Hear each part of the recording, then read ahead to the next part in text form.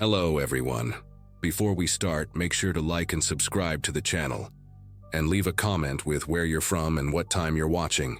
That way, YouTube will keep showing you stories just like this one. Now, let's begin.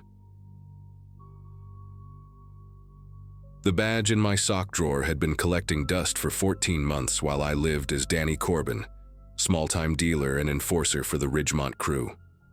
It was a Thursday in late October, and I was sitting in the back of Jimmy Castellano's garage, counting cash from the previous night's sales when everything went sideways. The garage reeked of motor oil and stale cigarettes, that familiar smell that had become my daily reality. Jimmy ran the operation out of this converted auto shop on the outskirts of town, where the police rarely bothered to patrol, and the nearest neighbor was half a mile away.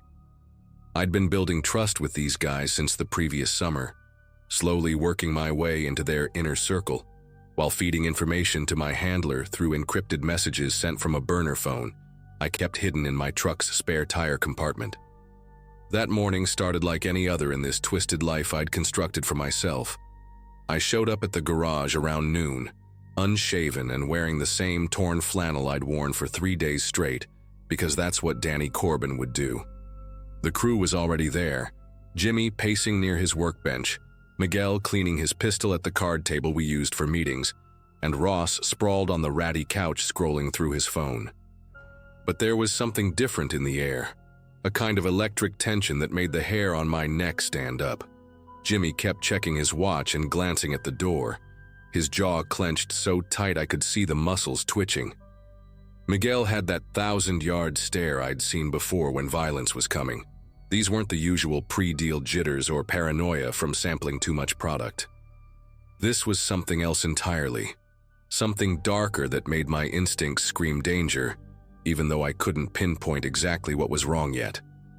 Around 2 in the afternoon, Jimmy finally stopped his pacing and called us all to gather around the workbench. He pulled out a crumpled piece of notebook paper from his pocket, smoothing it against the greasy surface with hands that trembled slightly from rage, not fear. "Carlos Vega's kid," he said, tapping the paper where he'd scrawled an address. 16 years old, goes to Ridgemont High, plays on the basketball team. My mouth went dry as I realized what this was about. Carlos Vega was the leader of the Northside crew, and 3 days ago one of his guys had shot Jimmy's cousin Eddie outside a bar downtown.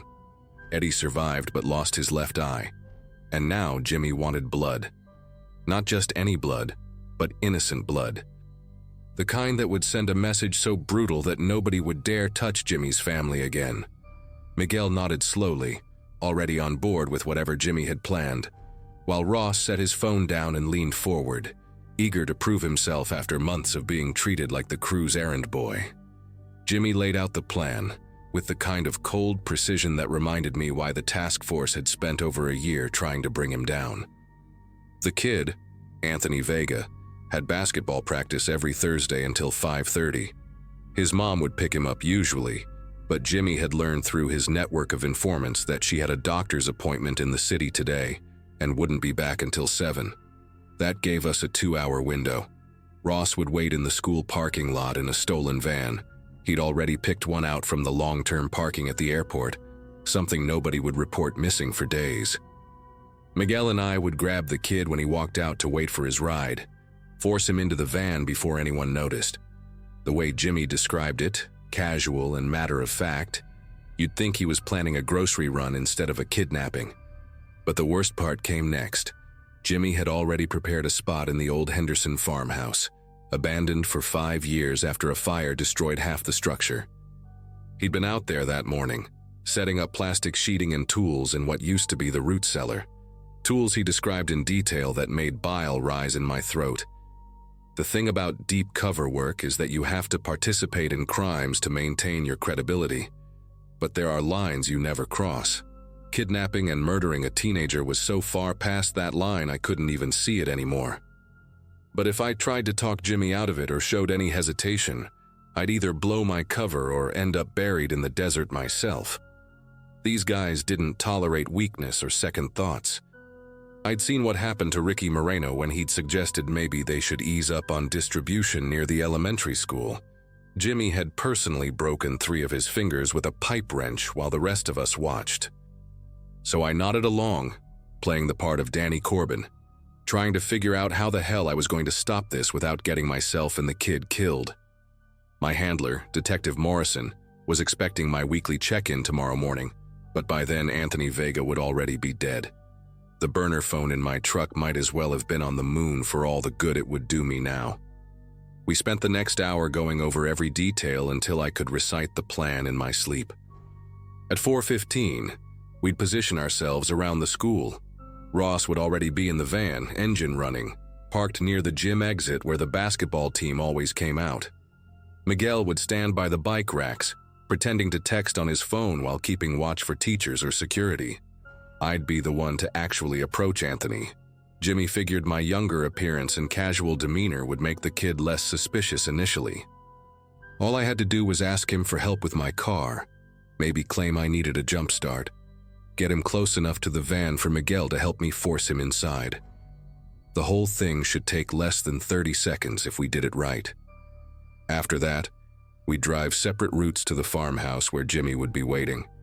He wanted to handle the actual killing himself, said it was personal, family business. The way he said it with this satisfied little nod made me realize he was actually looking forward to it. This wasn't just about sending a message anymore. Jimmy had developed a taste for this kind of violence. At 3:45, we loaded into our vehicles. I climbed into my beat-up Ford pickup, the one with the rusted door that squealed every time you opened it, and the passenger window that wouldn't roll up the last 2 inches. Miguel rode with Ross in a Honda Accord they'd use to dump later, while Jimmy headed out to the farmhouse in his Suburban to finish preparations. As I drove toward Ridgemont High, my mind raced through possibilities. I could fake a breakdown, claim my truck wouldn't start, but that would only delay things and make Jimmy suspicious. I could try to warn the kid somehow, slip him a note or whisper something when I approached him, but if Miguel saw anything unusual, we'd both be dead before sunset. The police station was 12 minutes from the school, but calling them would mean revealing myself and potentially getting Anthony shot in the crossfire if Jimmy's crew decided to go down fighting. Every scenario I ran through ended with someone dying, and the clock on my dashboard seemed to be moving at double speed. I parked across from the school at 4:20, watching students stream out of various buildings. The gym was a newer addition to the campus, all glass and steel that looked out of place next to the older brick buildings. Through the windows, I could see the basketball team still practicing, the coach making them run drills while Anthony, tall for 16 with his father's distinctive jawline, practiced free throws at the far end. Ross's van was already in position, some plumber's vehicle with faded lettering on the side that he'd hot-wired that morning. Miguel stood exactly where he was supposed to be, casual but alert, occasionally glancing at his phone but mostly watching the doors. Everything was falling into place for a crime that would destroy multiple families and likely spark a war that would leave dozens dead. I gripped the steering wheel until my knuckles went white, trying to look calm while my brain screamed for a solution that wouldn't end in catastrophe. At 5:32, the gym doors pushed open and the team started filing out. Anthony came out third, his basketball shoes squeaking on the concrete as he walked, gym bag slung over one shoulder, and his phone already in his hand, probably texting his mom about the ride. He was wearing a Lakers jersey over his practice gear, number 24, and despite everything I knew about his father's criminal empire, the kid just looked like any other teenager heading home after practice. That's when something shifted in my chest, a kind of clarity that cut through all the careful planning and calculated risks. I wasn't going to let this happen. Period. Even if it meant throwing away 14 months of undercover work, even if it meant putting a target on my own back, I couldn't stand by while Jimmy tortured and killed a 16-year-old boy whose only crime was sharing DNA with the wrong person. I reached under my seat where I kept a throwaway pistol, checked the magazine, and tucked it into my waistband under my flannel. Then I stepped out of the truck and started walking toward Anthony, knowing that the next 5 minutes would either save his life or end mine. Miguel saw me approaching and gave a subtle nod, moving into position near the bike racks. Ross had the van running, exhaust visible in the cooling afternoon air. Anthony was standing near the curb, still looking at his phone, completely unaware that 3 men were converging on him with the worst possible intentions. When I got within 10 feet, I called out, "Hey, Anthony Vega?" The kid looked up, confused but not alarmed, probably thinking I was someone's parent or maybe a scout. That's when I made my choice. Instead of feeding him the story about my car, I walked straight up to him and said quietly but firmly, "You need to come with me right now. Your life is in danger. I'm a cop." His eyes went wide and he started to back away, which was exactly the wrong move because it brought him closer to where Miguel was approaching from behind. I grabbed his arm, not hard but firm enough to stop him, and that's when Miguel realized something was wrong. He reached for his waistband where I knew he kept a Glock 19, and everything went into slow motion. I pulled my pistol and aimed it at Miguel before he could clear his weapon, shouting, "Police! Nobody move!" loud enough for everyone in the parking lot to hear. Miguel's face went through about 5 different emotions in 2 seconds. Confusion, recognition, then pure rage as he realized Danny Corbin had been a cop this whole time. Ross jumped out of the van, saw me with my gun drawn, and immediately peeled out, tires screaming as he fled the scene. He'd always been a coward when things got real. Miguel, though, he wasn't running. His hand was still on his gun, and I could see him calculating whether he could draw and fire before I pulled the trigger. "Don't do it, Miguel," I said, keeping my voice steady, even though adrenaline was flooding my system. "It's over. Jimmy's whole operation is done. We've got 14 months of evidence." Behind me, Anthony had dropped into a crouch, smart kid, making himself a smaller target. Other students were screaming, running back toward the school or diving behind cars. Someone was definitely calling 911, which meant real backup would be here soon. But Miguel still hadn't moved his hand away from his weapon. The standoff lasted maybe 10 seconds, but felt like an hour. Then Miguel made his decision. His hand moved fast, but I was already squeezing the trigger. The shot was loud, impossibly loud in the open air of the parking lot, and Miguel spun and dropped, his gun clattering across the asphalt. I'd hit him in the shoulder, a clean shot that would put him down without killing him. As sirens wailed in the distance, growing closer by the second, I kept my gun trained on Miguel while pulling out my actual badge with my free hand, holding it up so everyone could see it. "Everyone stay calm," I shouted. "Police officer, the situation is under control." I looked at Anthony, who was staring at me with a mixture of terror and confusion. "You're safe now," I told him. "Your dad sent us to protect you. Just stay down until the uniforms get here." It was a lie about his dad, but the kid didn't need to know the whole truth right now. Within 3 minutes, the parking lot was swarming with police cars, and I was on the phone with Detective Morrison, giving him Jimmy's location at the farmhouse. They picked Jimmy up 20 minutes later, caught him red-handed with the torture tools he'd prepared. The whole Ridgemont crew went down that night, 17 arrests total, including suppliers and distributors I'd identified during my time undercover. The drug war that had been tearing the town apart for 3 years ended with a single shot in a high school parking lot, and Anthony Vega went home to his family, never knowing how close he'd come to becoming a casualty of his father's business.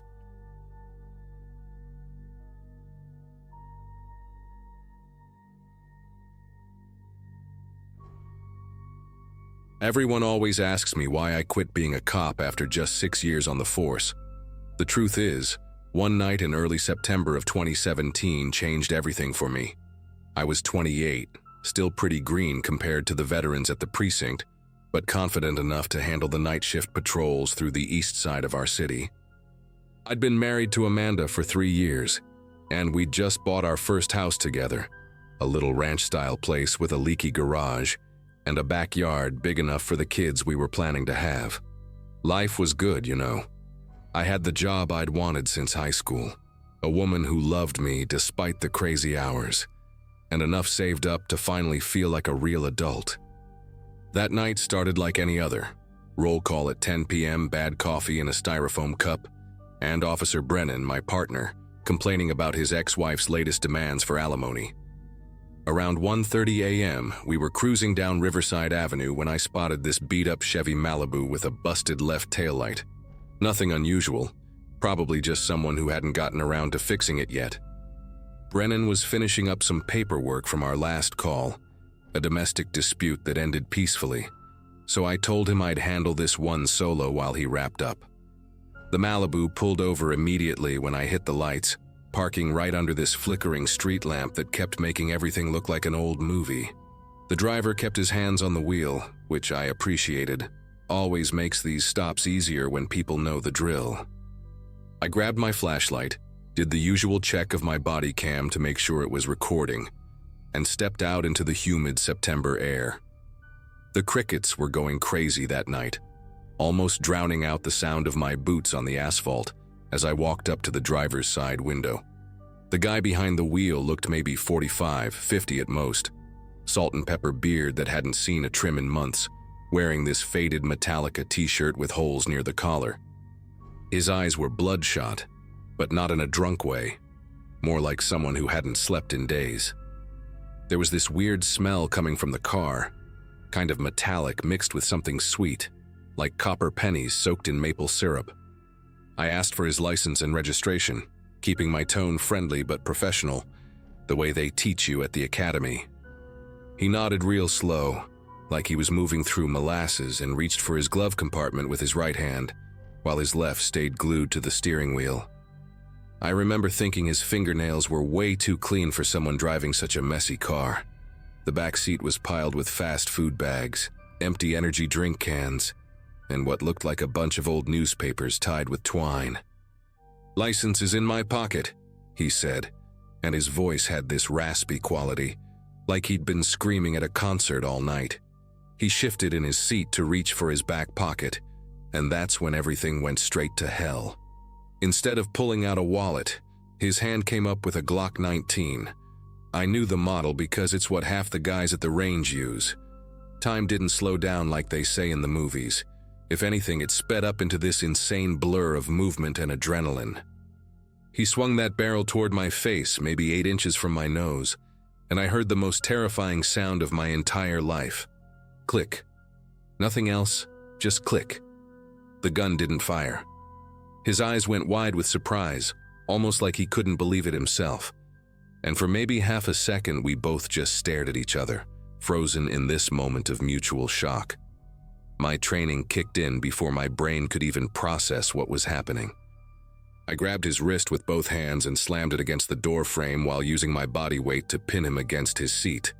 The gun fell somewhere between the seat and the center console, and he started thrashing like a wild animal, trying to bite my forearms through my uniform.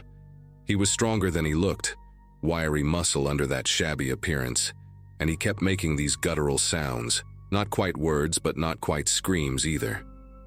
My body cam must have caught it all. The wrestling match through the window, me trying to radio for backup while keeping him pinned, him clawing at my duty belt trying to get my service weapon. Brennan heard the commotion and came running, and together we managed to drag him out onto the pavement. The whole struggle maybe lasted 90 seconds, but each second felt like an hour, especially knowing that Gunn was still somewhere in that car, possibly ready to fire if he got to it again. When backup arrived and we finally had him in cuffs, I went back to look at that Glock. The magazine was full, one in the chamber, safety off, everything ready to go. The only thing that saved my life was a bad primer on that first round. The firearms instructor at the precinct later told me it happens maybe 1 in 10,000 rounds, usually with cheap ammunition or rounds that got wet and dried out. This guy, turned out his name was Gerald Hutchins, had been on a 3-day meth binge and thought I was someone from his past coming to collect a debt. At least that's what he kept rambling about during booking. He had 2 previous arrests for assault and had just gotten out of county jail 6 weeks earlier. The newspapers barely covered it, just a small article on page 4 about an officer-involved incident with no injuries. But here's the thing nobody tells you about almost dying. It's not the moment itself that messes you up. It's everything that comes after. I went home that morning around 6 a.m., and Amanda was in the kitchen making scrambled eggs, humming some Taylor Swift song, completely unaware that I'd almost become another statistic. I stood in the doorway watching her, still wearing my uniform that smelled like sweat and that weird metallic sweetness from Hutchins' car, and I couldn't bring myself to tell her. How do you explain that a manufacturing defect, a tiny flaw in a piece of brass and gunpowder, was the only reason she wasn't about to get a visit from the chief and a chaplain? I told her it was a rough night, took a shower that lasted until the hot water ran out, and tried to sleep. But every time I closed my eyes, I saw that Glock's barrel pointed at my face, could hear that click echoing in my skull like a broken record. The department made me talk to a counselor, standard procedure after what they classified as a critical incident. Dr. Lawson had this office downtown with too many potted plants and a white noise machine that sounded like rain on a tent. She kept asking me how I felt about what happened, and I kept telling her I was fine, that it was part of the job, that I knew the risks when I signed up. But that was garbage, and we both knew it. The truth was, every traffic stop after that night made my chest tight. I'd see a driver reach for their wallet, and my hand would instinctively go to my weapon. I started letting Brennan take the lead on stops, making excuses about paperwork or radio calls. He knew something was up, partners always know, but he didn't push it. Maybe he'd had his own close calls and understood that some things change you in ways you can't quite explain. 3 weeks after the incident, I was at a barbecue at my brother-in-law's place. Kids were running around with water guns, and when my 5-year-old nephew pointed his bright orange super soaker at me and yelled, "Bang!" I hit the deck. Just dropped flat on the grass in front of 20 people, including Amanda's entire family. They laughed at first, thinking I was playing along, but when I didn't get up right away, when they saw me lying there trying to remember how to breathe normally, the laughter died pretty quick. My nephew started crying because he thought he'd hurt me somehow, and I had to spend the rest of the afternoon convincing a kindergartner that it wasn't his fault Uncle Kevin was acting weird. Amanda drove us home in silence, but I caught her Googling PTSD symptoms on her phone when she thought I was asleep that night. She started treating me like I was made of glass, always asking if I was okay, watching me when she thought I wasn't looking. The dreams were the worst part. Not nightmares exactly, but these hyper-realistic replays where sometimes the gun fired and sometimes it didn't. I'd wake up at 3 a.m., patting my chest, checking for bullet holes that weren't there. One night about 2 months after the incident, I dreamed that Hutchins was in our bedroom, standing at the foot of the bed with that same Glock, pulling the trigger over and over while it just kept clicking. Amanda woke me up because I was apparently shouting, it's jammed," in my sleep. That's when I knew I couldn't keep pretending everything was normal. I went back to Dr. Lawson, but this time I actually talked. Told her about the water gun incident, the dreams, how I'd started avoiding certain streets because they reminded me of Riverside Avenue. She said what I was experiencing was completely normal for someone who'd survived what she called a near-miss fatality event. I tried going back to regular patrol duty after 3 months of desk work, but it wasn't the same. Every single traffic stop felt like Russian roulette. I'd run the plates 3 times, call for backup for broken taillights, approach vehicles with my hand already unsnapping my holster. The other officers started noticing. You can't hide that level of paranoia from people trained to read body language. The final straw came on a Wednesday night in January. I pulled over a soccer mom in a minivan for rolling through a stop sign. When she reached into her purse for her license, I drew my weapon, pointed it at a 40-year-old mother of 3 who was just trying to get home from her kid's piano recital. The look of absolute terror on her face, the way her teenage daughter in the passenger seat started recording with her phone while crying. That image is burned into my brain forever. I holstered my weapon, apologized probably 50 times, didn't even give her a warning, just told her to drive safe, and walked back to my patrol car with legs that felt like water. I turned in my badge and gun the next morning. The chief tried to talk me out of it, said I just needed more time, maybe a different assignment, but I knew I was done. That tiny mechanical failure, that one bad primer, had saved my life, but killed the cop in me. I work in private security now, monitoring cameras at a corporate office building where the biggest threat is someone forgetting their key card. Amanda supported the decision, said she'd rather have a living husband than a dead hero. Hutchins got 15 years for attempted murder of a police officer. His public defender tried to argue the gun malfunction showed lack of intent, but the jury didn't buy it. Sometimes I drive past Riverside Avenue on my way to work, and I can still see that flickering streetlight, still hear those crickets, still feel the weight of that Glock pointing at my face. But mostly, I just feel grateful for faulty ammunition, and the second chance it gave me to realize that some jobs aren't worth dying for, no matter how much you thought you wanted them.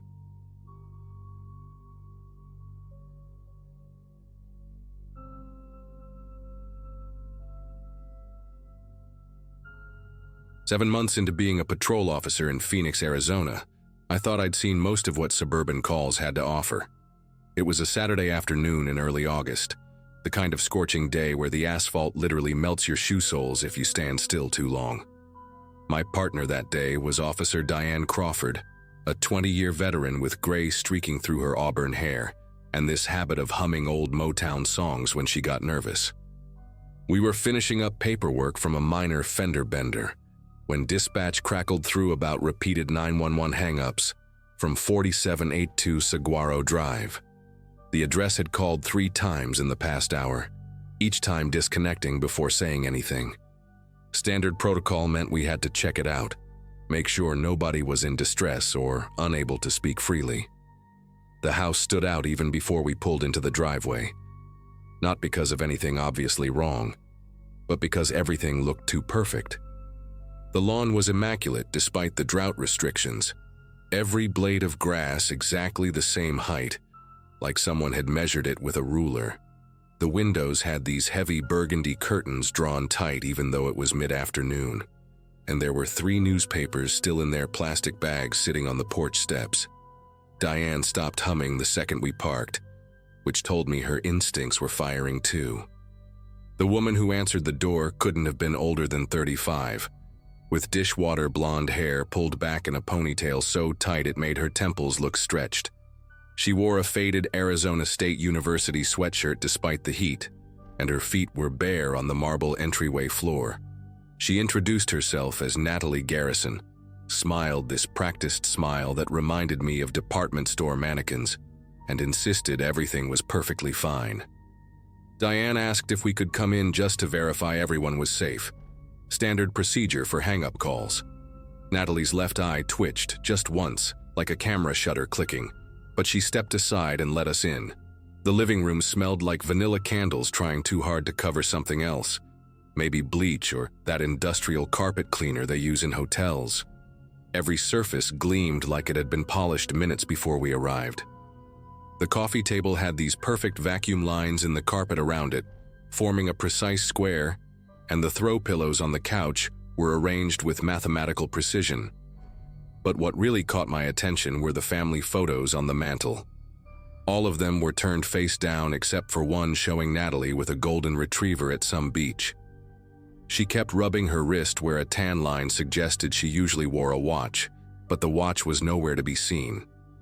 While Diane made small talk about the heat wave, asking Natalie if her air conditioning was working properly, I heard it. This rhythmic thumping from somewhere above us, muffled but deliberate. 3 quick taps, pause, 3 more taps. Natalie must have noticed me looking up because she immediately launched into this story about having raccoons in the attic, how the pest control guy was coming Monday, how they'd been driving her crazy all week. But raccoons don't tap in patterns, and they definitely don't tap in what I recognized as SOS code from my Navy days before joining the force. Diane caught my eye, and I knew she'd heard it too. She casually asked Natalie if she lived alone, and Natalie said yes, her boyfriend had moved out 6 months ago. Very amicable split. They were still friends, actually. The tapping stopped the moment she said that, like whoever was up there was listening to every word. Diane smoothly transitioned into asking about the 911 calls, keeping her tone conversational, like she was discussing the weather. Natalie's explanation came out rehearsed. Her new phone was glitchy. She'd been trying to order pizza but kept hitting emergency call by mistake. She was so embarrassed about wasting our time. As she spoke, I noticed fresh scratches on the doorframe leading to the hallway. 4 parallel lines like someone had dragged their fingernails down the wood trying to hold on. The tapping started again upstairs, more urgent this time, and I saw a bead of sweat roll down Natalie's temple despite the house being cold enough to raise goosebumps on my arms. She kept glancing at this specific spot on the ceiling, right where her dining room chandelier hung, and each time she looked, her jaw clenched tighter. Diane asked if we could take a quick look around just to file a complete report, and Natalie's whole body went rigid like someone had poured concrete into her veins. "Of course," she said, her voice pitched just a bit too high. "But please be quiet going upstairs because my neighbor works nights and complains about every little sound." That didn't make any sense. We were in a single-family home with good spacing between houses, but I kept that observation to myself. As we headed toward the staircase, Natalie positioned herself between us and the kitchen, and I caught a glimpse of what looked like zip ties on the counter next to a roll of duct tape. The stairs themselves were carpeted in this thick beige pile that muffled our footsteps, but I could feel them vibrating slightly under my boots, like something heavy was moving around above us. Halfway up, there was a dark stain on the wall about shoulder height, brownish red and shaped like a handprint, which Natalie quickly explained was pasta sauce from when she'd been carrying dinner upstairs last week. But pasta sauce doesn't leave textile patterns from someone's palm, and it definitely doesn't streak downward, like someone had been dragged past it. The upstairs hallway stretched longer than it should have for a house this size, with 5 doors all painted the same shade of cream except for the last one on the right, which had been recently repainted. You could still smell the fumes. Natalie stayed right behind us, close enough that I could hear her breathing getting shallower with each step we took toward that freshly painted door. The tapping had stopped completely now, replaced by this weird scratching sound like fingernails on wood, coming from above the hallway ceiling. "That's the attic access," Natalie said quickly, pointing to a pull-down door with a string hanging from it. "But it's been painted shut for years. Previous owners did it, never been able to open it." The string was new though, white and clean against the yellowed ceiling, and there were fingerprints in the dust on the frame. Diane reached for the string, and Natalie actually grabbed her wrist, not aggressively, but desperately, like someone reaching for a lifeline. "Please, there's nothing up there but insulation and rat droppings," she said, and her voice cracked on the word, "nothing." That's when we heard the voice, muffled but distinctly male, calling out something that sounded like "help," or maybe "here." Natalie's face went the color of printer paper, and she started talking fast about how the TV must have turned on by itself. Happens all the time. The remote was broken, but there was no TV upstairs that we could see. Diane gently but firmly moved Natalie's hand away and pulled the attic door down. The ladder unfolded with a metallic screech that made Natalie flinch, and a smell rolled out. Sweat, urine, and something else. That copper penny taste that hits the back of your throat when someone's been bleeding. I went up first, flashlight in one hand, other hand on my service weapon. The attic was sweltering, had to be 40 degrees hotter than the rest of the house, and in the beam of my flashlight, I saw him.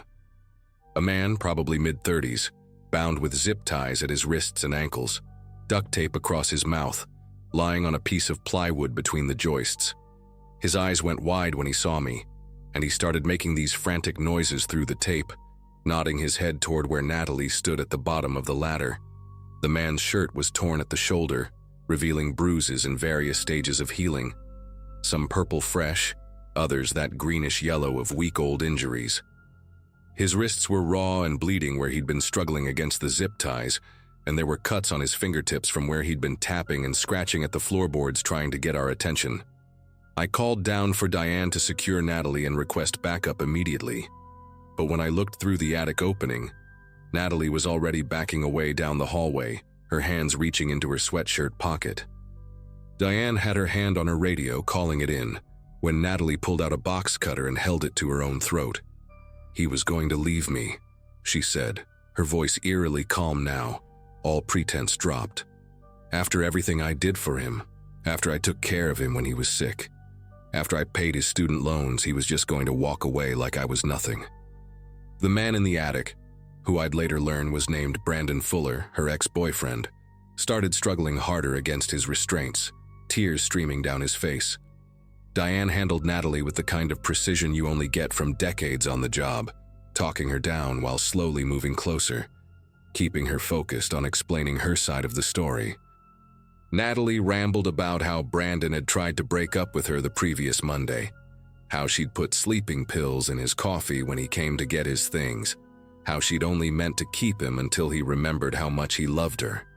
She'd been bringing him food and water twice a day, she insisted, like that somehow made it better.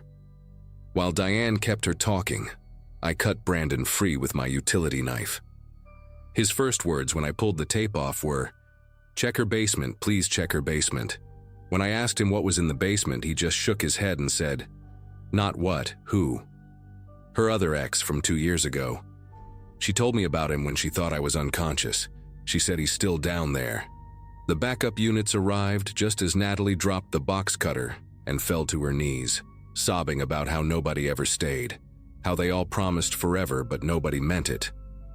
The basement search turned up exactly what Brandon had warned us about. Behind a false wall made of unpainted drywall, we found human remains that the coroner later identified as Christopher Shelton, a 31-year-old software developer who'd been reported missing 2 years earlier. His family had been told he'd moved to Canada for work, emails sent from his account, messages about starting fresh. Natalie had been maintaining his social media, posting occasionally, responding to birthday wishes, keeping the illusion alive. She'd even filed his taxes. The detail that still haunts me was a notebook we found in her bedroom, filled with practice signatures. She'd been learning to forge both men's handwriting, pages and pages of their names written over and over until she got them perfect. Brandon had been up in that attic for 53 hours when we found him, surviving on bottled water and granola bars she'd bring him while lecturing him about commitment and trust. He told us later that she'd stand at the bottom of the attic ladder for hours, reading their old text messages out loud, analyzing where things went wrong. The trial made national news for about a week before something else grabbed the headlines. Natalie got life without parole for Christopher's murder, plus 20 years for kidnapping and false imprisonment of Brandon. Brandon moved to Colorado last I heard, changed his name, trying to rebuild. Diane retired 3 months after that call, said she'd seen enough. As for me, I still work patrol, but I think about that house every time we get a domestic call. The thing that really sticks with me isn't the violence or even finding Christopher. It's those 3 newspapers on the porch. Natalie had kept up every single appearance of normalcy, every detail of an ordinary life, while holding a man captive in her attic and keeping another buried in her basement. She'd been watering that perfect lawn, vacuuming those precise lines in the carpet, turning those picture frames face down one by one, all while Brandon tapped out SOS messages above her head. Sometimes the most dangerous houses are the ones that look the safest from the street. These days, when we get repeated hang-up calls, I always check the attic and the basement, no matter how normal everything seems. Because now I know that sometimes the person who answers the door with a smile isn't the one who needs saving.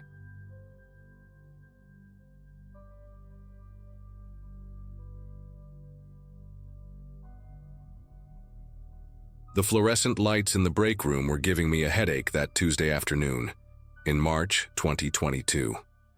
I was the overnight security guard at ShopMart on the outskirts of Tulsa, and I'd been pulling double shifts to cover for my coworker who'd quit without notice. At 34, I thought I'd seen everything this job could throw at me: shoplifters, drunk teenagers, the occasional domestic dispute in the parking lot. But nothing, absolutely nothing, could have prepared me for what happened during my shift that night. My wife Melissa kept texting me to remember to pick up milk on my way home, and I kept telling her I would, completely unaware that in just a few hours, I'd be standing in that same dairy aisle watching paramedics work on something that would haunt me for the rest of my life. The evening started like any other. I clocked in at 10 p.m., did my first round through the store, checked all the exits and settled into my station near the main entrance. Harold, the night stock manager, was already unloading pallets in the back, and Janet from the deli was cleaning up her section before heading home. Around 11:30, I noticed this guy pull into the far corner of the parking lot in a beat-up Ford Taurus. Nothing unusual about that. We get people sleeping in their cars sometimes, and as long as they don't cause trouble, I let them be. But this guy, he just sat there with his engine running, interior light on, and I could see him moving around inside like he was looking for something. He had this strange way of jerking his head, almost like he was trying to shake water out of his ear. I watched him on the security monitor for about 20 minutes. The quality wasn't great. Those cameras were older than my nephew's Xbox. But I could make out enough details. White male, probably mid-40s, wearing what looked like a business shirt and dark pants. What struck me was how he kept touching his chest and stomach area, patting himself down like he'd lost his wallet or keys. Then he'd stop, sit perfectly still for maybe 30 seconds, and start the whole routine again. I thought about walking out there to check on him, but honestly, dealing with potentially unstable people wasn't worth the $15.50 an hour they paid me.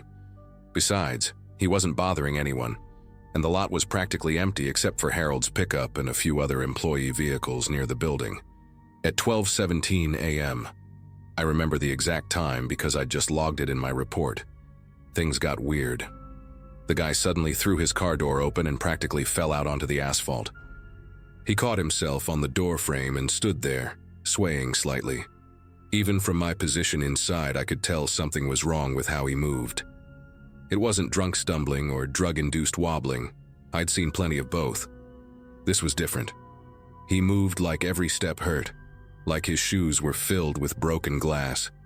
His hands kept going to his midsection, clutching at his shirt, and I could see him looking down at himself with this expression of complete bewilderment. That's when I decided to call Harold on the radio and let him know I was going to check on a customer in the lot. Before I could even grab my flashlight, the man took 3 steps away from his car and dropped to his knees. The parking lot lights cast these long shadows, and I saw him raise his arms like he was trying to take off an invisible jacket. Then, and I swear on my mother's grave this is exactly what I saw, smoke started rising from his body. Not a lot at first, just these thin wisps coming off his shoulders and back like steam from a hot shower. But within seconds, it got thicker, darker. I stood there behind the glass doors, my radio halfway to my mouth, completely frozen by what I was witnessing. The man fell forward onto his hands, and that's when I saw the first flash of orange. Actual flames, small ones, dancing along the collar of his shirt and spreading down his spine like someone had drawn a line of gasoline there. I burst through the doors, shouting into my radio for Harold to call 911. The cold March air hit me like a wall, and with it came a smell I'll never forget. Not quite like barbecue, not quite like burning plastic, but something sickeningly in between. The man was maybe 50 feet away, and by the time I'd covered half that distance, he was fully engulfed. The flames weren't normal fire colors either. They had this weird blue-white core that hurt to look at directly, like staring at a welding torch. He wasn't screaming, which somehow made it worse. He just knelt there on the asphalt, arms spread wide, head tilted back toward the sky. I got within 10 feet before the heat forced me back. It was intense, like opening an oven door. But here's the thing that still messes with my head. The heat only radiated from him. The ground around him wasn't even warm. I touched the pavement later, after everything was over, and it was still cool from the evening air.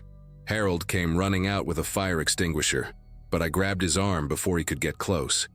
We both just stood there, helpless, watching this man burn like a human candle in the middle of an empty parking lot. The flames were reaching maybe 6 feet high now, and through the fire I could still see his silhouette, still in that same kneeling position. It lasted maybe 2 minutes total, though it felt like hours, before the flames suddenly died down like someone had turned off a gas valve. What was left barely looked human anymore. The smell got worse, if that was possible, and Harold turned away to vomit near the cart corral. I managed to keep it together, but only because I was in complete shock. The Ford Taurus was still running behind us, headlights cutting through the darkness. radio playing some old country song that seemed obscenely cheerful given what we'd just witnessed. The fire department arrived within 8 minutes, followed closely by the police and paramedics. They pronounced him dead at the scene. No surprise there. What did surprise everyone was the state of the parking lot. Not a single scorch mark on the asphalt. Not one. The investigators kept walking around the body, taking photos, measuring distances, looking completely baffled. Detective Reeves, a woman with 30 years on the force, pulled me aside for questioning. She had me go through everything 3 times, and each time she looked more troubled. "In all my years," she said, shaking her head, "I've never seen anything like this.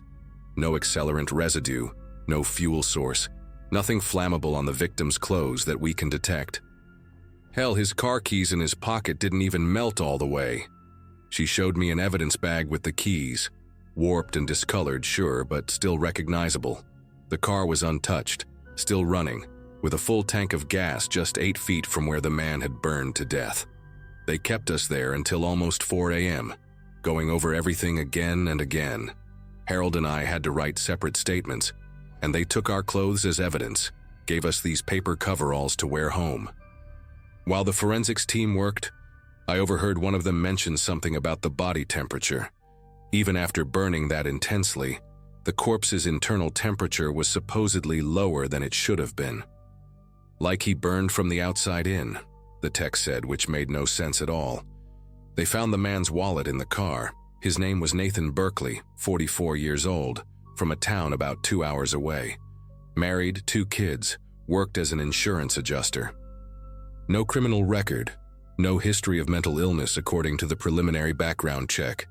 Just a regular guy who spontaneously combusted in our parking lot for no discernible reason.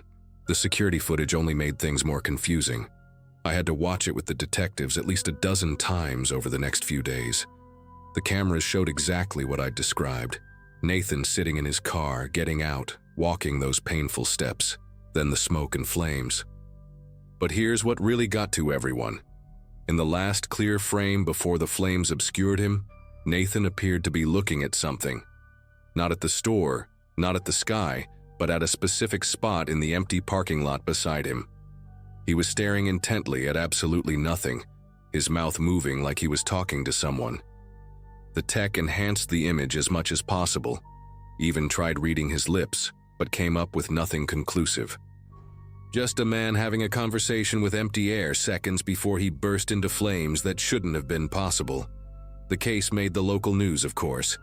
Mysterious death in Shop Mart parking lot ran for about a week before getting pushed aside by other stories. The store hired a counselor to come talk to Harold and me. But what were we supposed to say? That we watched a man burn alive without any logical explanation? That the laws of physics seemed to take a coffee break that night? I went back to work after a week off. Bills don't pay themselves. But I couldn't shake what I'd seen. Every time someone parked in that corner of the lot, I'd watch them like a hawk. Harold quit about a month later, said he couldn't handle the night shift anymore. Can't say I blamed him. I started carrying a fire extinguisher on my rounds, though I knew deep down it wouldn't matter if whatever happened to Nathan Berkeley happened again. 3 months after the incident, Nathan's widow contacted me. Sheila Berkeley was a small woman with tired eyes who looked like she'd aged a decade in those few months. She asked to meet me at a coffee shop downtown, said she had questions the police couldn't answer. Over bitter coffee and untouched pie, she told me things that made my skin prickle.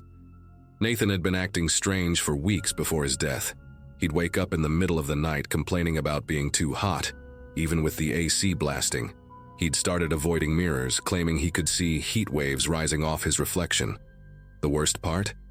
The day he died, he'd called her from the road, terrified, saying he could feel something burning inside him, growing stronger.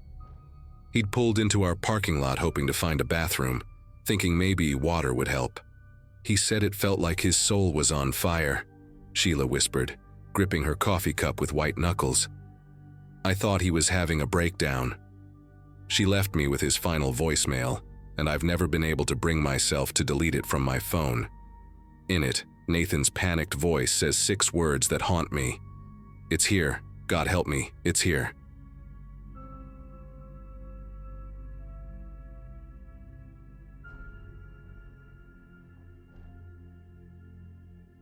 Last Thursday night changed everything for me. I was driving back from visiting my sister Grace in Charleston, about 3 hours from home. It was past midnight, and I'd been on the road since 9, fighting to stay awake with gas station coffee and whatever garbage was playing on the radio. The interstate was empty, except for the occasional trucker, and I remember thinking how peaceful everything felt with just my headlights cutting through the darkness ahead. I worked as a night shift security guard at a distribution center back then, so late hours never bothered me much. But that particular stretch of I-26 always made me uneasy. Miles and miles of nothing but pine trees and the occasional deer crossing sign. About an hour from home, I saw the hazard lights first. A sedan was pulled over on the shoulder, hood popped open, and someone was standing next to it waving their arms. My first instinct was to keep driving. You hear stories, right? But then I noticed another car had already stopped to help, parked maybe 20 feet behind with its headlights illuminating the broken-down vehicle. The Good Samaritan was walking toward the stranded driver, and something about seeing someone else already helping made me slow down. Maybe it was curiosity, or maybe it was that weird feeling you get when you witness something happening in real time. I pulled over about 50 feet behind both cars and killed my engine, leaving my lights on. Through my windshield, I could see the helper was a big guy, probably 6'2", wearing jeans and a dark jacket. The stranded driver was smaller, wearing a baseball cap pulled low. The helper reached the driver and they appeared to be talking. I grabbed my phone, thinking maybe I should call AAA for them or something, when the conversation between them shifted. The smaller person's body language changed, went from helpless motorist to something else entirely. They took a step back, and even from where I sat, I could see the helper raising his hands slightly, like he was trying to calm someone down. Then it happened so fast I almost didn't process it. The stranded driver pulled something from their waistband. The motion was smooth, practiced. The crack of the gunshot was muffled by distance but unmistakable. The big guy crumpled backward, hitting the asphalt hard. I sat there for maybe 2 seconds, my brain refusing to accept what I'd just seen. The shooter stood over the fallen man for a moment, then started going through his pockets with quick, efficient movements. My whole body went rigid. Every survival instinct screamed at me to drive away, but I couldn't move. The shooter was pulling the helper toward the shoulder, dragging him by his arms. That's when I noticed the victim's car keys glinting in the shooter's hand. They walked to the helper's car, a newer model pickup truck, and got in without hesitation. The engine started immediately, and they pulled out onto the interstate, accelerating smoothly like nothing had happened. Their original sedan sat there abandoned, hazards still blinking. I finally managed to dial 911, my voice cracking as I tried to explain what I'd witnessed.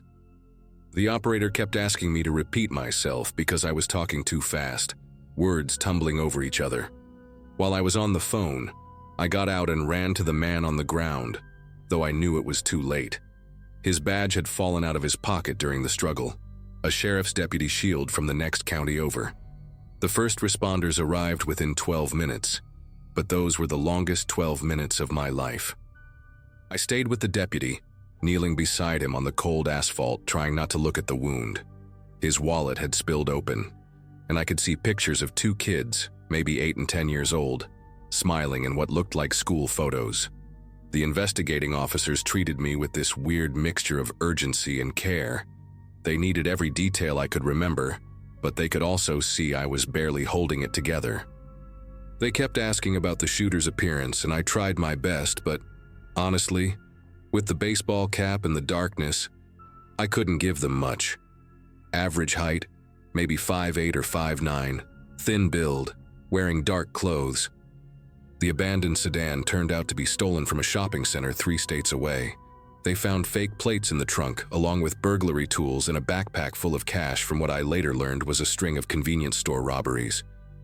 State troopers set up roadblocks within the hour, and the story exploded across the news. Every local station led with it. Off-duty deputy murdered while trying to help motorist, suspect armed and dangerous, driving the victim's black Chevrolet Silverado. They kept showing the deputy's official photo, and seeing his face in uniform hit different than seeing him lying there in civilian clothes. His name was Deputy Roger Watts, 15-year veteran, coached youth baseball on weekends. The news kept calling him a hero, but all I could think about was how he'd just been trying to help someone. By dawn, they'd tracked the stolen truck to a gas station camera 200 miles away. The shooter had ditched it and carjacked someone else, an elderly man who thankfully was left unharmed at a rest stop. The FBI got involved since it crossed state lines, and suddenly my phone wouldn't stop ringing. Reporters, investigators, even true crime podcasters somehow got my number. I couldn't go to work that night. Hell, I couldn't even sleep. Every time I closed my eyes, I saw that smooth motion of the gun being drawn, heard that crack echo across the empty highway. The detective assigned to my witness testimony, a woman named Detective Howell, called me every few hours with updates. She said they'd identified the shooter through fingerprints on the abandoned car.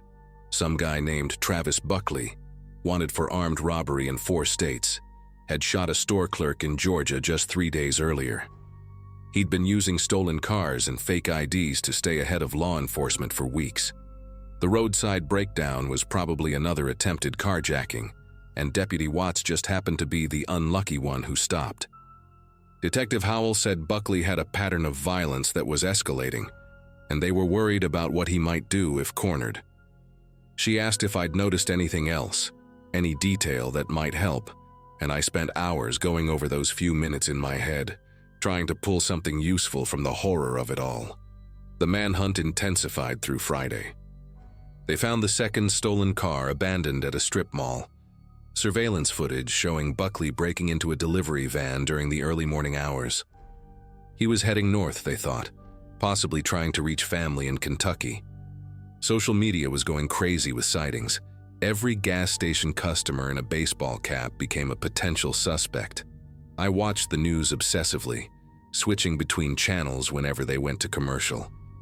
My sister Grace drove down to stay with me because she was worried about how I was handling it. She made coffee and sandwiches I couldn't eat, fielded phone calls from numbers I didn't recognize.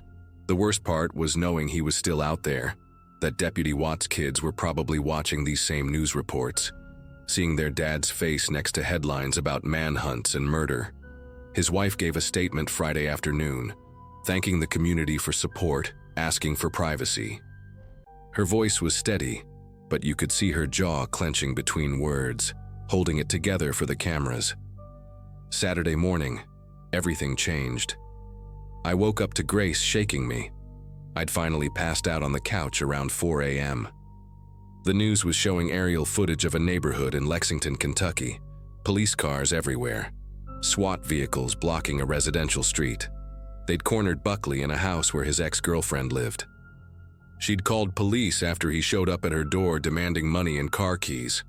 The standoff had been going on for 2 hours already. Every news channel had reporters on scene, that weird mix of excitement and dread in their voices as they speculated about how it would end. The ex-girlfriend and her roommate had managed to escape through a back window, but Buckley had barricaded himself inside with at least 2 weapons they knew about. I sat there watching, still in the same clothes I'd been wearing since Thursday night, unable to look away from the screen. Part of me wanted him caught, needed him caught, but another part was terrified of more violence, more families destroyed. The footage went shaky around noon. You could hear gunshots even through the news helicopter's audio feed. The reporters started talking faster, trying to figure out what was happening. Police were moving in, shields up, surrounding the house from multiple angles. Then more gunshots, quick bursts that sounded different from the first ones. The camera zoomed in just as officers emerged from the front door, and you could see them giving hand signals to the teams outside. It was over. The reporter on scene got confirmation within minutes. Suspect in custody, wounded but alive, no officers injured. They showed him being wheeled out on a stretcher, and even from the distance, even with his face partially covered by an oxygen mask, I recognized the build, the way he held his shoulders. That was definitely the man from the highway. My phone rang immediately. Detective Howell confirming what I already knew from watching. She said he'd tried to shoot his way out but got hit in the shoulder and leg. He'd survived to stand trial, she assured me, and my testimony would be crucial. The relief I felt was overwhelming. but it was mixed with something else. This hollow feeling knowing that Deputy Watts wouldn't get to see justice served, wouldn't get to go home to his kids. The trial won't start for months, maybe a year, Detective Howell told me. But that night on the interstate plays in my head every single day. I went back to work eventually, but I quit the night shift. Couldn't handle those empty dark hours anymore. I drive a different route now when I visit Grace, even though it adds an hour to the trip. Sometimes I think about what would have happened if I'd kept driving, if I hadn't stopped to watch. Would someone else have witnessed it? Would they have caught Buckley sooner? The sheriff's department set up a memorial fund for Deputy Watts's family, and I contributed what I could, but it feels like nothing compared to what was lost. His kids will grow up without their dad because he did what he always did, tried to help someone in need. That's the part that haunts me most, knowing that his kindness, his instinct to serve even off-duty, was what put him in danger. They found more evidence in that abandoned sedan. Receipts, DNA, enough to link Buckley to 6 other robberies across the southeast. He'd been on this spree for almost 2 months, getting more desperate and violent with each crime. The prosecutor called me last week to prepare me for testimony, said my witness account was the strongest evidence they had for the murder charge since there were no cameras on that stretch of highway. She warned me that I'd have to face him in court, look at him while I testified. The thought makes me sick, but I'll do it. For Deputy Watts, for his family, for some kind of closure to this nightmare. People keep telling me I was brave for staying, for calling 911, for being a witness. But I don't feel brave. I just feel like I was in the wrong place at the wrong time, caught up in someone else's evil. The only hero in this story was buried last Sunday with full honors, his children holding folded flags, while the man who killed him sits in a cell waiting for a trial that will never bring their father back.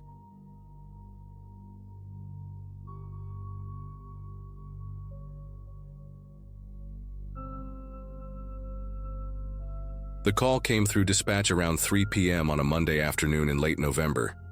I'd been a patrol officer in our small Wisconsin town for about 6 years at that point, mostly dealing with drunk drivers and domestic disputes. Nothing too crazy. My partner that day was Officer Brennan, a rookie who'd only been on the force for 8 months. We were finishing up paperwork from a fender bender when the dispatcher's voice crackled through our radio. Unit 47, we need you to perform a welfare check at 1847 Old Mill Road. Family member reports Jennifer Hawthorne hasn't been answering calls for 4 days. Brennan looked at me and shrugged. Welfare checks were routine stuff. Usually just elderly folks who forgot to charge their phones or people who decided to take an impromptu vacation without telling anyone. I pulled up the address on our computer. The property was way out on the edge of our jurisdiction, one of those old farmhouses that sat isolated between cornfields and forest. The drive out there took about 25 minutes. The further we got from town, the fewer houses we saw. By the time we turned onto Old Mill Road, we hadn't passed another car for miles. The Hawthorne place sat at the end of a long gravel driveway, surrounded by thick woods on 3 sides. It was one of those 2-story houses from the 1940s, white paint peeling off the siding, wrap-around porch sagging in places.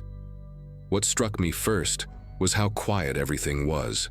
No dogs barking, no birds chirping, just this heavy silence that seemed to press against my ears. All the curtains were drawn tight even though it was the middle of the afternoon. Brennan knocked on the front door while I walked around to check the windows. Mrs. Hawthorne? This is the police. We're just checking to make sure you're okay. No response. I tried peering through a gap in the living room curtains but couldn't see anything inside. The whole place had this abandoned feel to it, like nobody had been there in weeks. We tried the back door next. That's when I noticed something weird. Every single light switch I could see through the kitchen window was flipped to the on position, but the house was completely dark inside. Not dim, but pitch black, like the bulbs had all been painted over or something. Brennan was getting antsy, tapping his flashlight against his thigh. Maybe she's just not home, he suggested, but we both knew protocol. The concerned sister who'd called said Jennifer never left town without telling her. And her car was still parked in the driveway, a beat-up blue Ford Focus with a dream catcher hanging from the rearview mirror. I tested the back door handle. Unlocked. In rural areas, that wasn't unusual, but given the circumstances, it made the hair on my arms stand up. We announced ourselves again before entering. "Mrs. Hawthorne, this is Officers Coleman and Brennan. We're coming inside to check on you." The kitchen smelled wrong. Not like rot or death, I'd smelled those before, but like burnt plastic mixed with something metallic. Even with our flashlights, the darkness seemed to swallow the beams after a few feet. That's when we saw her. Jennifer Hawthorne was sitting on the linoleum floor with her back against the dishwasher, completely still. At first, I thought she was dead. Her eyes were wide open, staring at nothing, and she didn't react when our flashlight beams hit her face. But then I saw her chest moving. Shallow, rapid breaths like a scared rabbit. There was blood on her forearms, not a lot, but enough to notice.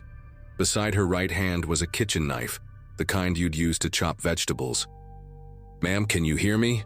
I kept my voice calm while Brennan called for backup and an ambulance. She didn't respond, didn't even blink, but when I took a step closer, her lips started moving. No sound came out, just this frantic mouthing of words I couldn't understand. That's when Brennan found the notes. "Coleman, you need to see this," he said, shining his light on the kitchen counter. There were pieces of paper everywhere. Napkins, receipts, torn notebook pages, even writing on the wooden cabinet doors in what looked like black marker. The handwriting was jagged and desperate, like someone writing in a panic. Most of it was the same phrase repeated over and over. "They're watching through the walls." Some variations included, "Don't trust the spaces between," and "They wait in the blind spots." One particularly disturbing note written on the back of a grocery list said, "If you can see all 4 corners of a room at once, you're safe. If you can't, they're already there." I photographed everything while Brennan stayed with Jennifer. The more I read, the more unsettled I became. Some notes had diagrams, crude drawings of rooms with X marks in certain spots, arrows pointing to walls, and circles drawn around light fixtures. The paramedics arrived about 15 minutes later, but Jennifer wouldn't let them touch her. The moment they approached, she started screaming, this raw, primal sound that made everyone in the room step back. It wasn't a normal scream. It was like she was seeing something we couldn't, something absolutely terrifying. She pressed herself harder against the dishwasher, her fingernails scraping against the floor. "The walls," she finally whispered, her voice hoarse. "Don't stand near the walls." "They reach through. They've been reaching through for days." The lead paramedic, a guy named Novak who I'd worked with before, managed to calm her down enough to check her vitals. Her pulse was through the roof, pupils dilated, clear signs of severe psychological trauma. The cuts on her arms were superficial, probably self-inflicted based on the pattern. While they worked on her, I explored the rest of the house with Brennan. Every room told the same story. Furniture had been pushed away from the walls, creating these weird empty spaces around the perimeter. In the living room, the couch and chairs were clustered in the center like a makeshift island. The TV was unplugged and turned to face the wall. More notes were taped to door frames and windows. One that stuck with me was written on a piece of duct tape stretched across a heating vent. "They listen here most." In the bathroom, Jennifer had covered the mirror with newspaper, and the bathtub was filled with crumpled aluminum foil. Brennan pulled some out to examine it, and we realized each piece had tiny holes poked through it. Hundreds of them, like she'd been obsessively perforating the foil with a needle. The bedroom was the worst. She'd apparently been sleeping in the closet. We found a pile of blankets and pillows crammed in there, along with empty water bottles and granola bar wrappers. The actual bed had been dismantled, the mattress propped up to block the window. What really got to me were the photographs. In what used to be a home office, we found dozens of Polaroid pictures scattered across the desk. At first glance, they looked like normal photos of the house's exterior. Shots of the siding, the windows, the porch. But when you looked closer, there were these subtle differences. In one photo of the east wall, there was a shadow that didn't match anything that should have been casting it. In another, taken of the same spot maybe an hour later based on the sun position, The shadow had moved in a way that defied the light source. Jennifer had drawn red circles around these anomalies, with timestamps written in shaky handwriting. Some photos showed what looked like indentations in the grass near the house, forming rough semicircles. She'd written their breathing spots next to those. Brennan picked up one photo that showed the kitchen window from outside. In the reflection, you could see Jennifer taking the picture, but behind her there was something else, a dark shape that shouldn't have been there. We were still examining the photos when Novak called up from downstairs. They were ready to transport Jennifer, but she was becoming agitated again. When we got back to the kitchen, she was clutching a piece of paper to her chest, refusing to let go. "Please," she said, looking directly at me for the first time. Her eyes were bloodshot, with dark circles that looked like bruises. "Check the walls. Use a stud finder, promise me." I told her we would, just to calm her down. As they wheeled her out on the gurney, she kept repeating a sequence of numbers. 14 inches, 16 inches, 24 inches, that's where they hide. Standard stud spacing in walls, I realized. Brennan looked as unsettled as I felt. After the ambulance left, we should have just locked up and filed our report. But something about her desperation, the specificity of her fear, made me go back inside. I had a basic stud finder in my patrol car's toolkit. We sometimes used them to check walls before forcing entry. Starting in the kitchen where we'd found her, I ran the stud finder along the walls. Normal readings at first, beep every 16 inches where the wooden studs were. But then, near the corner by the pantry, the device went crazy. Instead of a single beep for a stud, it gave off this continuous signal, like the entire wall section was solid wood. That wasn't right. I tried another wall, same thing in certain spots. These patches where the stud finder indicated solid mass behind the drywall, always in corners or near the floor. Brennan was checking the living room and called out, "Coleman, I'm getting weird readings too." We compared notes. Every room had these anomalies, always in spots where furniture had been pushed away. In the office, I found Jennifer's notebook with more detailed observations. She'd been tracking these dense spots for weeks, marking them on a hand-drawn floor plan of the house. According to her notes, they appeared gradually, starting in the basement and working their way up. The last entry, dated 3 days ago, simply said, "They're in all the walls now. Can hear them breathing when the house is quiet." Against all protocol and common sense, I put my ear against one of the anomalous spots in the wall. Brennan thought I'd lost it, but I had to know. The drywall felt warm, warmer than it should have been for a November afternoon. And then I heard it. This faint rhythmic sound, like air moving through a narrow space. Not mechanical like pipes or ventilation, but organic, irregular, like breathing. I jerked back so fast I knocked over a lamp. Brennan heard it too when he tried, his face going pale. "We need to get out of here and call this in," he said, already backing toward the door. But I couldn't leave without checking one more thing. Jennifer's notes mentioned the basement. If this started there, maybe we'd find answers. The basement door had 7 deadbolts installed on it, all locked from the kitchen side. Who put 7 deadbolts on their basement door?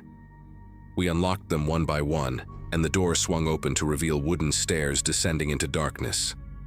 The smell that wafted up was indescribable. Earth and moisture and something else, something alive. Our flashlights revealed a typical unfinished basement at first. Concrete floor, exposed beams, water heater in the corner. But the walls were wrong. Instead of concrete or cinder blocks, sections had been carved away, revealing what looked like tunnels extending beyond the foundation. Fresh tool marks showed someone had been digging recently, but the tunnels themselves looked old, older than the house, ancient even. The openings were roughly circular, about 3 feet in diameter, and they branched off in multiple directions. Brennan grabbed my arm. "Those aren't man-made," he whispered. He was right. The edges were too smooth, too organic. Like something had burrowed through the earth, leaving these perfectly round passages. We heard it then, movement from deep within one of the tunnels. Not footsteps, but a sliding, shuffling sound. Multiple sources, getting closer. That's when we ran. We burst out of that house and didn't stop until we were in the patrol car. I called it in as a potential environmental hazard, recommending immediate evacuation of the area. The house was condemned within 48 hours, and Jennifer was transferred to a psychiatric facility in Madison for evaluation. But here's what haunts me. The county records showed those tunnels extended under 6 other properties in a 3-mile radius. All of them occupied, all of them with residents who'd never reported anything unusual, at least not yet.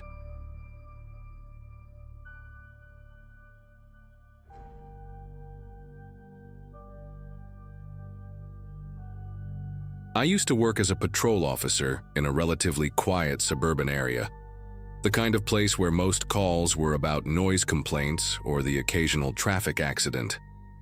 Back then, I had been on the force for a little over 6 years, and I was starting to believe I'd already seen the worst the neighborhood could throw at me.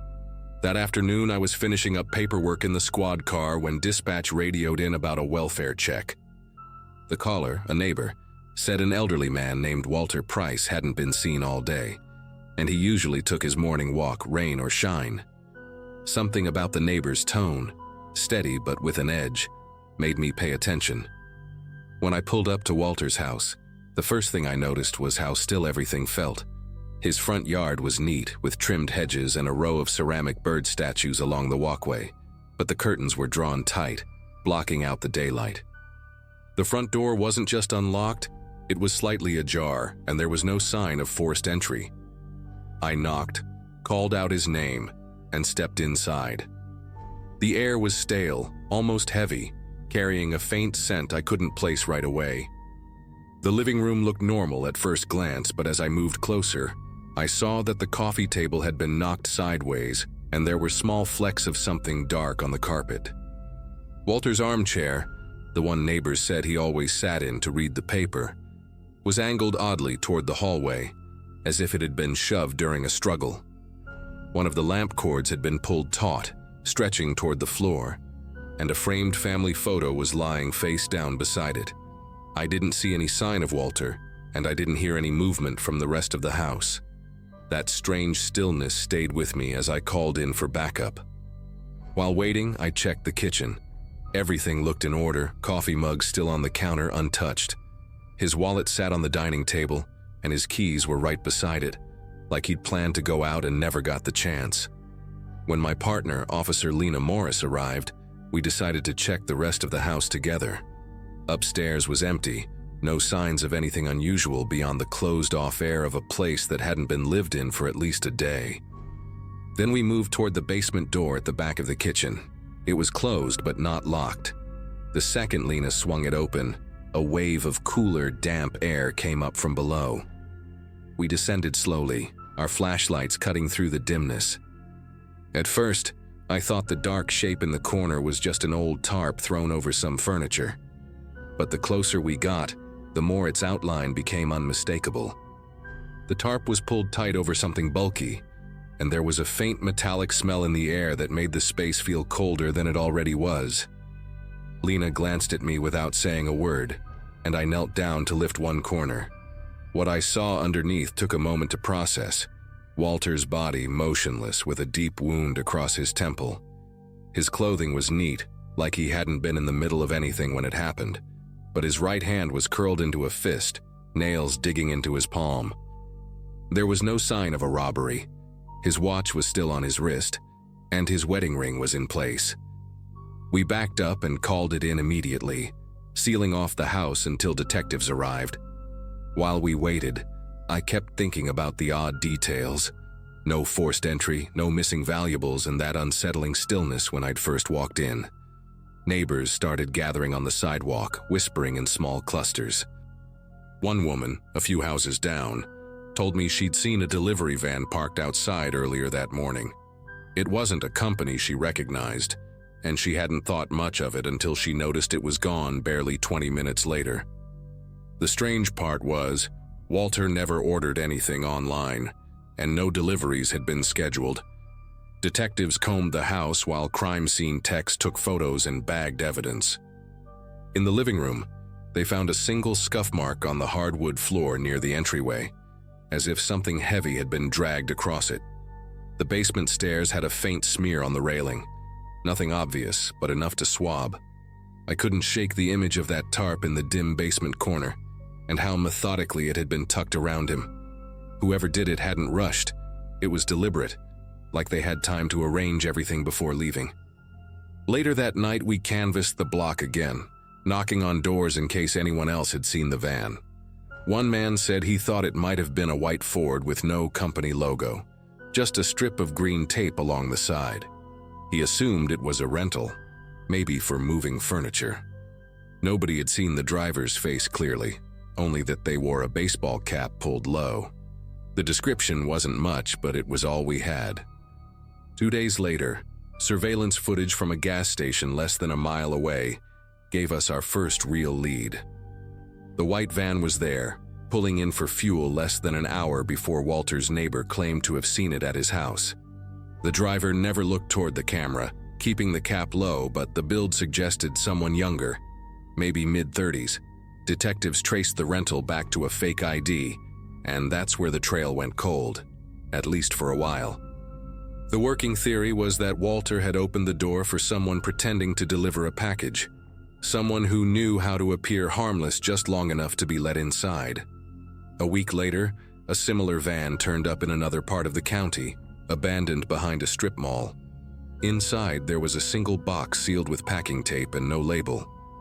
Forensics found faint traces of the same fibers from Walter's carpet inside the van, confirming it was connected. The box itself was empty, but its weight suggested it had recently held something heavy.